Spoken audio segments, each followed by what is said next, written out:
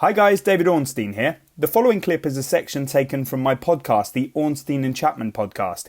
You can listen to the rest of the weekly show for free wherever you get your podcasts, and of course ad-free when you subscribe to The Athletic. I hope you enjoy it. Spurs chairman Daniel Levy is one of the most powerful men in English football, as well as one of the most private. There's a long read over on The Athletic that answers the key question, what makes Daniel Levy tick? It's a joint piece written by Charlie Eccleshare and Jack Pitt-Brooke, and Jack is here to tell us more. Jack, you spoke to dozens of people who know Levy or have worked with him to judge what he's done for Spurs over the last 2 decades. What sort of picture emerged? The words that kept coming back when you ask about what is Daniel actually like, because he's a very private person who doesn't do an awful lot of media, and he does like to keep himself to himself. But the most common words I heard were intelligent, very hardworking, very ambitious, completely lives and breathes his job, which has been running Tottenham for the last 20 years. Private, humble, doesn't especially seek the limelight. And it's always, sometimes with this kind of thing, you never know what you're going to get back when you start speaking to people. But in this case, there was quite a lot of unanimity between all the various different sources. He has such a reputation among fans and people within the game who maybe work at other clubs or agents. People I speak to inside and outside of football kind of know him as being a tough negotiator, knowing him as really counting every penny, whether it's on contracts or transfers or building of stadiums. And your piece really gets into all of those key issues around how meticulous he is. And I particularly liked one quote you used from a source that said he would have Manchester United for mincemeat, and that's why they're not necessarily going in for transfer negotiations with him anymore. There's definitely a lot of people in football who don't like dealing with him.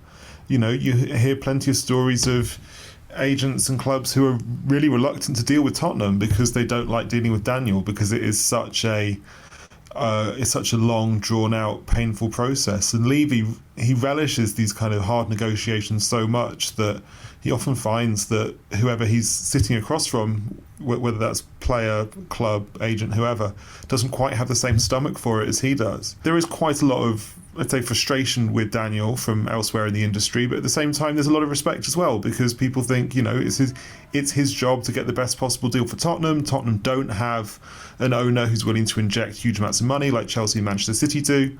They don't have the same commercial operation yet as Manchester United or Liverpool. So of course Levy's got to fight as hard as he can for every penny. When you look as an outsider at the stadium, the training ground, the level of competition, Tottenham were really also rans for a long time, and now they're challenging for Europe, and last season Champions League finalists, a couple of years prior almost won the Premier League.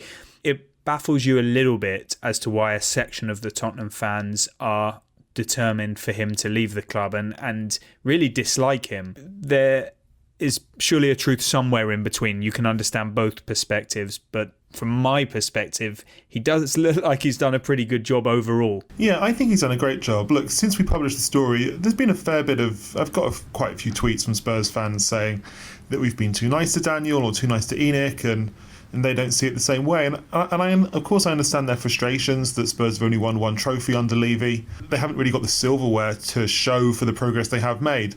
At the same time, they have obviously improved on the pitch. They were never really a regular feature in the top 4 until they had those 2 top 4 finishes under Redknapp, and then I think 4 consecutively under Mauricio Pochettino. They have played in a Champions League final. They finished second with 86 points in 16-17, which was their best season in the league since Bill Nicholson. So on the pitch, I think they have been heading in the right direction. And the other thing you've got to remember with this is that over the course of the 20 years that Levy's been running Tottenham, he has seen the financial landscape of the Premier League utterly transformed by the investment of first Chelsea and then Manchester City, and it's got harder and harder and harder for Spurs to compete. So the fact that Spurs are still competing with the big sides and they've invested in all this infrastructure while they've seen other teams living a completely different life financially just shows you how well Daniel's done. Go through the transfers that Tottenham have made over the years one by one. You'll see loads of successes, loads of failures. It's pretty much the same at every club. But one thing that I would sort of extrapolate is that, his frugality has perhaps cost Tottenham, especially deals taking place late in transfer windows, perhaps not coming to fruition in all cases, and then Tottenham suffering on the pitch. Equally, they have made some, as I said, very shrewd moves. The transfer window is open now, Jack, so is this the time that Daniel Levy likes to go into battle? And do people see a change in him from the operator outside of transfer windows to the one within them? We have a quote from someone saying they like Daniel from, I think it's September to December and from February to June. But during the transfer windows, they don't like him. It's a bit like my wife. Yeah, because of how tough he is. I do think if there's a criticism to be made of Levy, so one source said to me, Daniel wants to do a deal where he feels like he can't lose. Like if he's signing a player he wants, he'll still only do it at what he thinks is the best possible price. And he's kind of reluctant to take a risk, push the boat out, take a bit of a punt. And I do think that I think the fairest criticism of Levy is that he's had a few moments where Spurs were really on the brink of something and they needed to take a bit of a risk and they didn't. So you can look at towards the end of the Harry Redknapp era, that famous January transfer window, I think they signed Louis Saha and Ryan Nelson, when some more, 2 or 3 better players might have helped the team out. And then most obviously the sort of second half of the Pochettino era, after that fantastic improvement in 2015, 2016, 2017. And then in 2017, they signed a bunch of backup players. And in 2018, they didn't sign anyone at all. And they didn't sign Mane, and they didn't sign Grealish, and they didn't sign Zaha, and they didn't sign Isco, or any of these other fantastic players who they were looking at. And I think it is fair enough to say that at that moment of opportunity, Tottenham should have taken a bit more of a risk and tried, even if it meant an extra £100 million that might not pay off. And if he'd done that, then I think Pochettino would have won a trophy. So I do think that's a fair criticism, but in general, I think it's a pretty mixed bag. Well, after a long time of very little spending, or you could say no spending, they did find the key to the transfer war chest last summer and invested pretty heavily. You can argue however you like about the results of that spending, but we now have a market coming up. We've got a manager at Tottenham who has a track record of using the market and wanting his clubs to spend and to back him in a way that will help him fulfill his ambitions on the pitch, and that's Jose Mourinho. Do you think that Levy's going to be able to back him, willing to back him, or do you think there could be a clash coming up here? We do know that Tottenham are looking more at sort of loan swaps and using the income they raise from sales to finance signings. That's going to be the same at many clubs. We are told, and we have been for a long time, that there's a very good chance that Pierre-Emile Højbjerg from Southampton will end up at Tottenham because every party involved in it wants it. Maybe Southampton would want a club who will pay more money. And then there are all manner of other positions that need to be filled, given that Jan Vertonghen has now left, given that there are positions that were not strengthened previously, like right back, support for Harry Kane in attack, etc. So what are you expecting in the coming months? So Højbjerg is obviously the number one target. Like you, I'm confident that they will eventually get that deal done. After him, I think that they want a right back to compete or even replace with Serge Aurier. I think probably another centre-back, although that's maybe less of a priority now that Eric Dyer signed a new deal. And I think an alternative to Harry Kane is a number 9. But I agree with you that I don't think these are going to be big buys. I don't think the money's there. One potential lever they have to pull is if they can get rid of Tanguy and Ndombele, who they spent, I think, £55 million on from Lyon last year and has obviously not clicked at all with Jose Mourinho.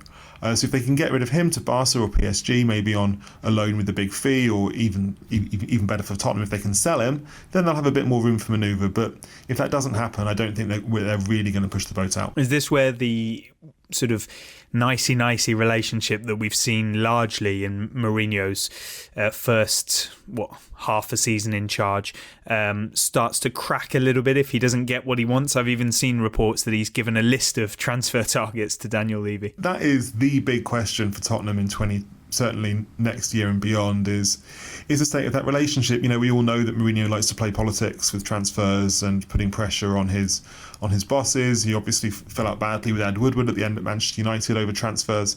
So I don't, it remains to be seen how happy he'll be with what he gets in the summer and how that impacts his relationship with Levy. But so far in public, he has certainly been nothing but positive about Levy's running of the club. And let's finish how we started by talking about Levy and something I'm really keen to know, because you address it in the piece and it's talked about by a lot of Tottenham fans I know. Is there any chance that he would move on, that ENIC, Joe Lewis would move on and sell the club? I'm sure there's plenty of interest, or are they here for the foreseeable future? There is plenty of interest. I think there certainly have been talks with interested parties. You hear a lot of talk about private equity investors or NFL owners. Clearly nothing's been done. I think the coronavirus pandemic and recession means that a deal is less likely because there are now fewer buyers for assets that cost £2 billion, which I think is more or less the valuation for Tottenham. And also, as I wrote in the piece, even if there is a sale or an equity stake investment, I expect Daniel Levy to continue at the club. He wants to stay as a club as the CEO, even in the event of a sale, to secure his legacy. So I don't think Tottenham fans can expect Levy to head off anytime soon. Jack, thank you. A pleasure as ever. You can read more from Jack and the other Tottenham reporters over on The Athletic, and you can hear more from them on our Spurs pod View from the Lane.